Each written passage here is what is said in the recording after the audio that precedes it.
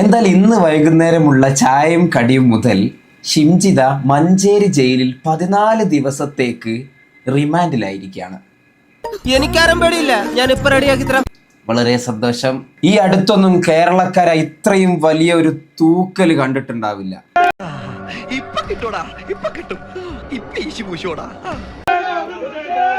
നരഭോജി ഷിംജിതയെ Manjeri sub ജയിലിൽ കൊണ്ടുവന്നു. ആഹാ, പർദ്ദയൊക്കെ ഉണ്ടല്ലോ.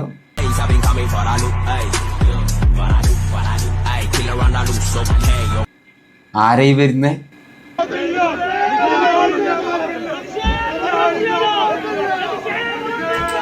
ഒരു കുപ്പി വെള്ളവും ഒരു മാസ്കും ഒരു പർദ്ദയും. കാന്താരി അല്ലേ കാന്താരി? എന്നാ എന്ത് ഫ്രോഡ് പണി കാണിച്ചാലും വേണ്ടില്ല, അനുലൂട്ടിയെ കടത്തി വെട്ടണമെന്ന് വാശി. മോളെ, നീ പർദ്ദയല്ല എന്ത് വലിയൊരു ചാക്ക് തലയിലൂടെ ഇട്ട് നടന്നു കഴിഞ്ഞാലും കേരളത്തിൽ നിനക്ക് ഇറങ്ങി നടക്കാൻ പറ്റും തോന്നില്ല. സത്യമാണോ? ഞാൻ ജീവിതത്തിൽ ഇതുവരെ അതേ പറഞ്ഞിട്ടുള്ളൂ. വൈറലാവാൻ വേണ്ടി ചെയ്തതല്ലേ? വൈറലാവാൻ ചെയ്തു, എയറിലായി, പിന്നെ കേസായി, ഇപ്പൊ ജയിലിലുമായി. ഞാനൊരു കാച്ചിയാക്കി ഒടച്ചിക്കറും പോലെ ആകാശ് 4 കറക്കും.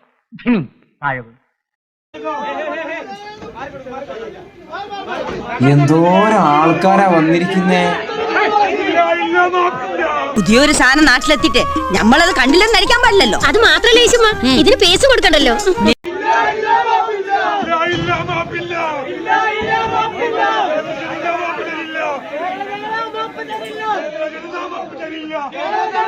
നമ്മുടെ മുമ്പിലുള്ള ചോദ്യം ഇതാണ്: അന്തിമമായ ഒരു പോരാട്ടം വേണോ അതോ വിരട്ടി ഓടിച്ചാൽ മതിയോ? അതിനിടയിലൂടെ പോലീസ് ജീപ്പിലല്ല കൊണ്ടുവന്നെന്ന് പറഞ്ഞിട്ട് വേറൊരു വിഷയം നടക്കുന്നുണ്ട്. മഞ്ചേരി ജയിലിലേക്കാണ് കൊണ്ടുപോകുന്നത്. വലിയ തരത്തിലുള്ള പ്രതിഷേധം മെഡിക്കൽ കോളേജ് പോലീസ് സ്റ്റേഷൻ പരിധിയിലൊക്കെ ഉണ്ടായിരുന്നു. അതുകൊണ്ട് തന്നെയാണ് ഇവിടേക്ക് കൊണ്ടുവന്നത്. പോലീസ് വലിയ തരത്തിലുള്ള ഒരു പോലീസിനെതിരെ ഉയർന്നു വരുന്ന ആക്ഷേപം എന്ന് പറയുന്നത് ഷിംജിതയെ അറസ്റ്റ് ചെയ്തത് സ്വകാര്യ വാഹനത്തിലെത്തി, മഫ്തിയിലെത്തിയ പോലീസുകാർ സ്വകാര്യ വാഹനത്തിൽ ഷിംജിതയെ കൊണ്ടുവന്നു എന്നുള്ള ഒരു ആക്ഷേപം പോലീസിനെതിരെ ഉയർന്നിരുന്നു. ഇപ്പോൾ നമ്മൾ ആ ദൃശ്യങ്ങൾ കണ്ടതാണ്. ഷിംജിതയെ കോടതിയിലേക്ക് കൊണ്ടുവന്നത് എന്നാൽ പോലീസിന്റെ ഔദ്യോഗിക വാഹനത്തിലാണ്, മെഡിക്കൽ കോളേജ് പോലീസിന്റെ ഔദ്യോഗിക വാഹനത്തിലാണ് ഷിംജിതയെ ഇവിടേക്ക് കൊണ്ടുവന്നത്. അതിനു മുൻപ് വലിയ തരത്തിലുള്ള ഒരു അഡ്ജസ്റ്റ്മെന്റ് പോണതാ രണ്ടുപേർക്കും നല്ലത്, ഇല്ലെങ്കിൽ സോപ്പ്. ഒരു പ്രതിഷേധം ഉയർന്നതിനെ തുടർന്നാണ് അത്തരത്തിൽ കൊണ്ടുവന്നത്. പോലീസ് പറയുന്ന പ്രധാനപ്പെട്ട ഒരു കാരണം, ഇത് വലിയ തരത്തിൽ സാമൂഹ്യ മാധ്യമങ്ങളിലടക്കം വലിയ തരത്തിൽ വിമർശനങ്ങൾക്കും ചർച്ചകൾക്കും നിലനിന്നിരുന്നൊരു കേസാണ്. അതുകൊണ്ട് തന്നെ പ്രതിയുടെ സ്വകാര്യത മാനിച്ചുകൊണ്ട് പ്രതിയുടെ ജീവൻ സംരക്ഷണം നൽകുക എന്നുള്ള ഉദ്ദേശശുദ്ധിയോടുകൂടി മാത്രമാണ് ഇത്തരത്തിൽ. എന്തൊക്കെ ബഹളമായിരുന്നു! മലപ്പുറം കത്തി, മെഷീൻ ഗണ്ണ്, ബോംബ്, ഒലക്കര മൂട്. പോലീസിന്റെ ഭാഗത്തു നിന്നും ഒരു നടപടി ഉണ്ടായത്. അതുകൊണ്ടാണ് സ്വകാര്യ വാഹനത്തിൽ, അതായത് പോലീസ് ഉദ്യോഗസ്ഥന്റെ തന്നെ വാഹനമായിരുന്നു. കേട്ടില്ല, അതൊരു പോലീസ് ഉദ്യോഗസ്ഥന്റെ വാഹനമായിരുന്നു. കൊച്ചു കള്ളി ചുളുവിന് food and accommodation with stable salary അടിച്ചെടുത്ത് കളഞ്ഞല്ലോ. കൺഗ്രാചുലേഷൻ. വെടിക്കെട്ടത്ര പോരാ, എന്നാലും അവസാനം പൊട്ടിയ ഗർഭം കലക്കി ഉഗ്രൻ. ഈ മാലപ്പടക്കത്തിന് പകരം അത് തന്നെ കുറെ അങ്ങ് പൊട്ടിച്ച പോരായിരുന്നോടാ. ഇന്നലെ ഒരു അപരാധം വന്ന് പറയുന്നിട്ടില്ല, 620 രൂപയാക്കിയിട്ടുണ്ട്, അന്തസ്സോടുകൂടി പോണം എന്നൊക്കെ പറഞ്ഞിട്ട് എന്തോ ഒരു അപരാധം വിളിച്ചു പറഞ്ഞു പോയിട്ടുണ്ടായിരുന്നു. വീട്ടുകാരെ പേടി വേണം, അല്ലെങ്കിൽ നാട്ടുകാരെ.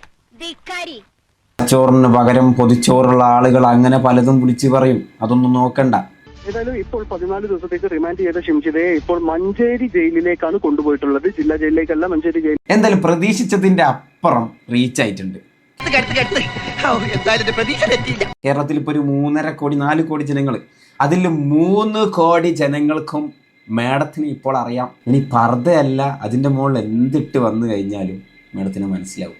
അവൾ എന്തോ മനസ്സിൽ കണ്ടിട്ടുണ്ട്. അതെ,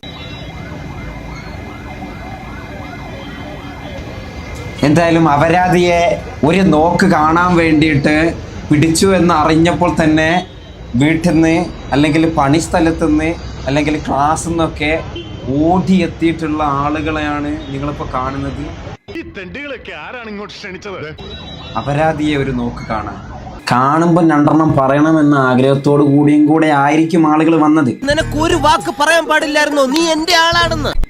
പക്ഷേ വളരെയധികം മികച്ച സുരക്ഷാ വലയത്തിലൂടെയാണ് അവളെ കൊണ്ടുപോയത്. എന്തായാലും ഇപ്പം റിമാൻഡിലാണ്. ചെറുതായിട്ട് കോളേജിൽ ഇന്നേ വരെല്ലാത്തൊരു ബ്ലോക്ക് കണ്ടിട്ട് നിർത്തി വെക്കിയതാട്ടാ. സംഭവം എന്താന്നുള്ളത്? സംഭവം ഒന്നുമല്ല, വൈറലാന്ന് നോക്കിയ ഒരാളെ കൊണ്ടുവരണ ആളെ മനസ്സിലേക്കാണല്ലോ. സിംജിതേ, അപ്പം വെറും സിംജിത എന്ന് പറഞ്ഞൂടാ, കൊലയാളി സിംജിത തന്നെ പറയാട്ടോ. കൊലയിലേക്ക് നയിച്ച അത്രയ്ക്ക് ആൾക്കാരാണ് ഇതേ ഇവിടെ ഇങ്ങനെ തിങ്ങി നിറഞ്ഞിരിക്കുന്നത്. ഇങ്ങനെ ആളുകൾ കൂടി നിന്നിട്ട് അവിടെ രോഗികൾ ആംബുലൻസിൽ അങ്ങോട്ടും ഇങ്ങോട്ടും പോകുന്ന സൗണ്ട് ഉണ്ട്.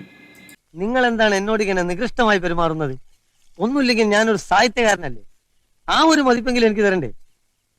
അവരെ ബുദ്ധിമുട്ടിക്കരുത്. അപരാധങ്ങൾ ഇത് കഴിഞ്ഞ് 14 ദിവസം കഴിഞ്ഞ് ചിലപ്പോൾ ഇതിലൂടെ ഞെളിഞ്ഞു നടക്കും. പക്ഷെ ജീവൻ എന്തെങ്കിലും പറ്റിക്കഴിഞ്ഞാൽ നമ്മൾ തന്നെ സഹിക്കേണ്ടി വരും.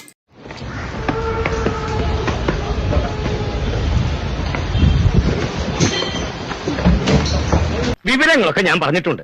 ഇനി ഒരു തീരുമാനം എടുക്കേണ്ടത് നിങ്ങളാ, പറഞ്ഞെന്ന് മാത്രം. എന്നാ പിന്നെ ഞങ്ങൾ ഇറങ്ങട്ടെ. നമസ്കാരം കേട്ടോ, പോവാൻ മോനെ.